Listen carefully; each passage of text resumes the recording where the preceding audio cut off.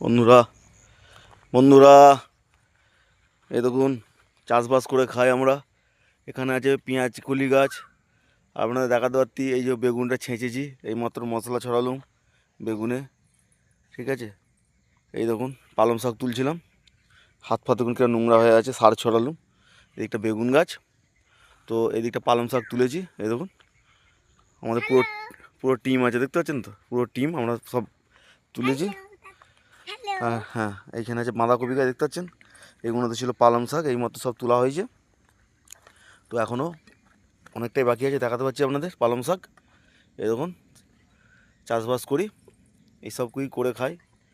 তো দেখুন ওর মধ্যে বাঁধাকপি আছে, পালং শাকটা আপনাদের দেখাতে পাচ্ছি।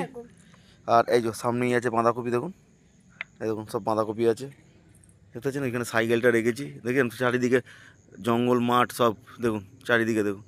এই মধ্যিখানে চাষ করেছি, ওখানে আমার জেঠু ও কপি বসেছে, দেখাতে পাচ্ছি আপনাদের। এই দেখুন হলদে জামা পরে এই যে কাজ করছে, আমরাও আছি বাড়ির লোক।